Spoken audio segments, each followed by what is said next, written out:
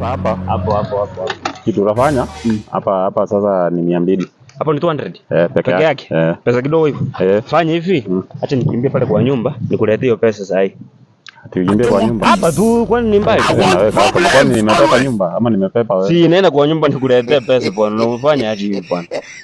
Sasa nitakuamini aje unaenda kuniletea pesa? Wewe niamini tu kama idamini ninakuja saa hii. Niamini tu kiidamini nakuja saa hii. Haidamini hata yeye hakuwa mwaminifu. Sasa tutafanya. So wewe nakuamini aje nitachua aje uko na good conduct? Niko na good conduct.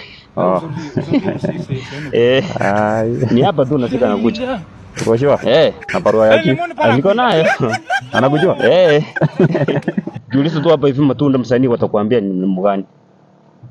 Wewe ndio matunda crack. Si ndio bwana. Sasa kuenjoy. Sawa my dear, dilete. Si one time. Kaya sana. Wajua nikikosa kukulipa kwa tani post. Mikey. Sawa.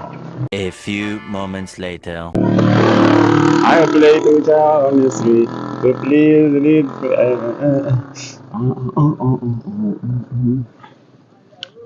Mtu kwani alienda aje? Hello. Kwani alikuwa aende? Hola, Carlos. Hello. Sasa kuna customer wengine watu wanajiita wasanii. Acha uone.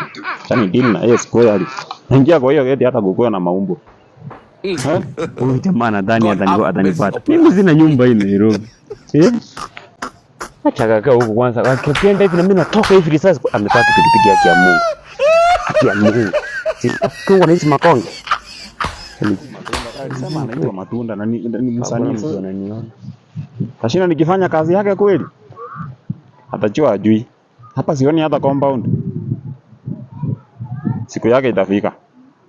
Wala ya juangi watu wandozi fanya tunakuanga na maasiri. Mwingine nilifanya hivyo nikakata mkono sahihi yako Kenyatta. Atajua ajui. Jiite matunda. Hapana.